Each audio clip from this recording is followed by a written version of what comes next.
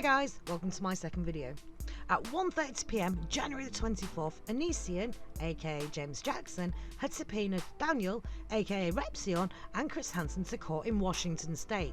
Chris Hansen did not receive an official summons. In fact, the wrong Chris Hansen was served court papers, so the original Chris Hansen did not attend but sent his legal team. Daniel also had his own representation. He had to fork out $2,500 for a lawyer, whereas Onision chose not to have an attorney present. Onision filed a protection order against both Daniel and Chris, citing harassment, but in a shock turn, Onision dismissed his own case. He told the judge he will pursue more effective options. Onision didn't have enough evidence to pursue the order, as neither Repzion or Chris Hansen have effectively stalked him, harassed him, or made him feel threatened in any way that warrants a protection order. Here's a picture of Onision in court rocking a suit, sneaks, and what alarmingly looks like some sort of bulletproof vest. So this is an update on another crazy day in the world of Onision. On a side note, it's worth mentioning that it kinda sucks for Repzion, as he had to crowdfund for help with legal fees, only for it to be a total waste thanks to Onision. And as Daniel does not yet know if Onision intends to pursue further legal action, he needs to hold on to the revenue his GoFundMe has generated. He did say he would donate a small amount towards the Australia Wildfire Fund. And if that wasn't enough, it's YouTuber Billy the Fridge's whopping 7-hour live stream of the whole court debacle that delivered the goods. Billy went to Onision's home and managed to get an interview with Onision and make a few bucks on his live stream. Here's what Onision had to say. Like, recording me, she's like, having a good day?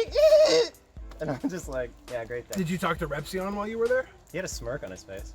He always smirks. He was very smirky. He's balding, is what I noticed. He's balding. No offense, balding's a perfectly natural thing. He had his hair I'm just spiked, saying, I right? made observations. He had his I hair don't know what it was. spiked up, He's balding and he's gaining some weight. I noticed. Because he's eating. Those good. are the only observations He's I made. eating good. He's making Those a are lot the of only money. observations He's making I a made. lot of money. He is. Making a lot of YouTube money. He's eating good. He's making James bread. James bread. I heard that Vince had the laptop for like a month and But lost wasn't the it? laptop. I thought they turned it into the police first. I don't know. I heard that they had a whole bunch First of. the laptop was into the Okay, police. I heard there right? was a bunch of incriminating evidence on you on that laptop, and it sat there, and they accidentally deleted it. So you got lucky. They accidentally deleted You got lucky that it got That's accidentally news. deleted. Did they accidentally delete it? I don't know. I heard that something happened to it. That's crazy. Do they even know whose laptop it was before it was into their possession? I don't know. It's a crappy old MacBook. Crappy old MacBook that hadn't been used in a very long time. I don't know. We're talking like, you know. Are you dating it? Are you dating it to suggest that the laptop was old enough that all the underage girls on there are now legal? Is that what you're saying? It's not my laptop. Oh, It's someone else's laptop. Oh. Yeah. The laptop being discussed belonged to one of the females who spoke out against Onision to Chris Hansen. She handed the laptop and the phone with evidence on it to his assistant Vincent, who has now been sacked by Hansen amid allegations he never sent the laptop and cell phone off for investigation, and therefore rendering any evidence inadmissible. He's winning. He's winning. He's winning. Oh, you're killing me! Oh. Okay. If I had any proof that you were I would go to the police. Yeah. Before Chris Hansen Absolutely. or anybody. If anyone has a proof like that, you would expect them to. Yeah. And then unless, of course, it all gets conveniently deleted. Yeah? Yeah? Yeah. Yeah. I'm simulating. I know. Yeah. You like that? I mean. You like? Huh? Did this chat Yeah. like it? No.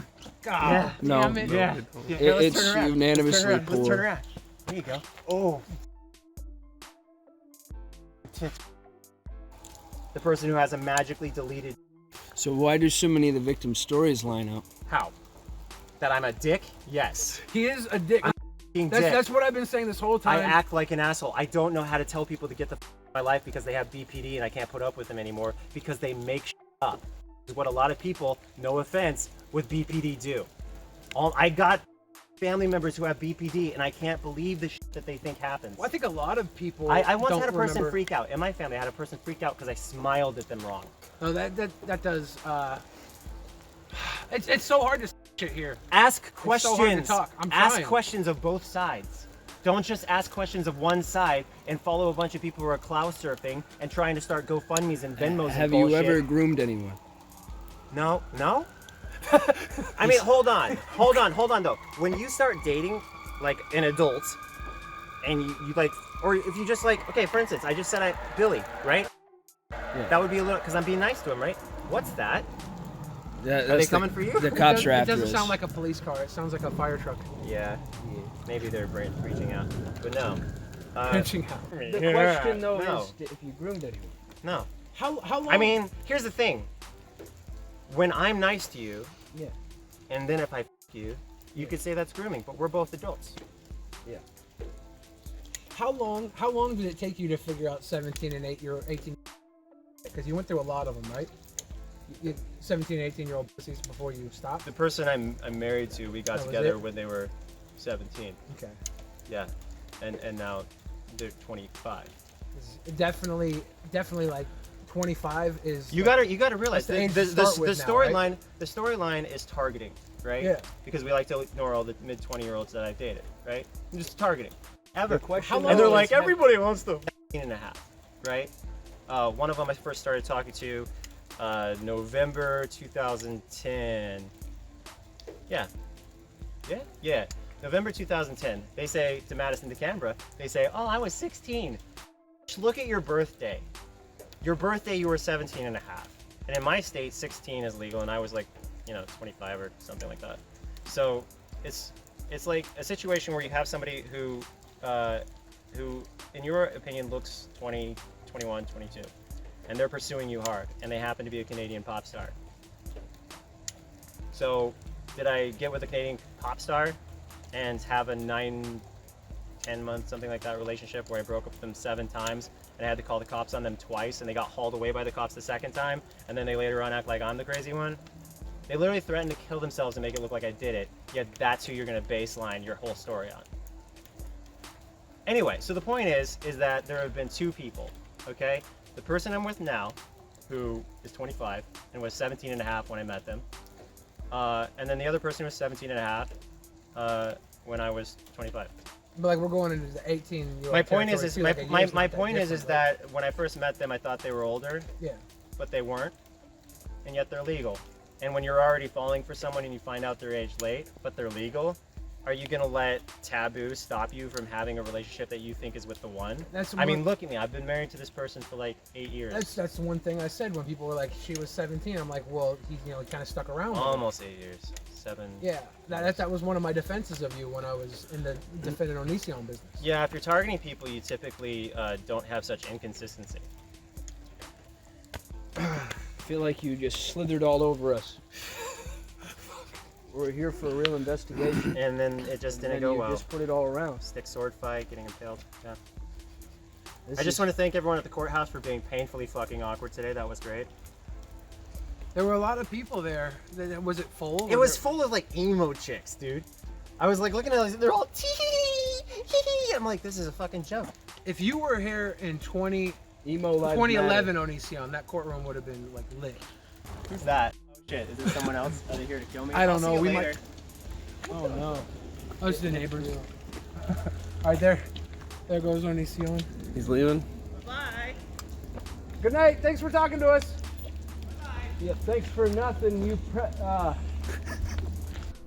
Billy went on to release a second live stream where he reacts to his interview with Onision. He made it clear he wasn't intending to go to his house.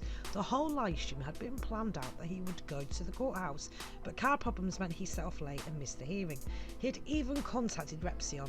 The live stream viewers then egged him on to go to Onision's house, in which he was reluctant to do so.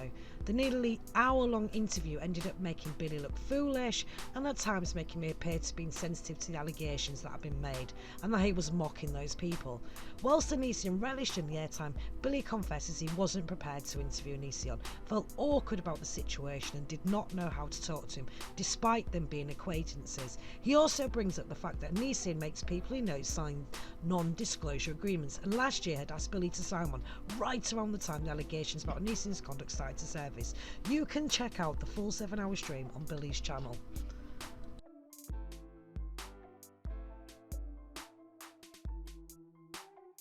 Okay, so a message to everybody who is, not 18. You're not as hot as you think you are.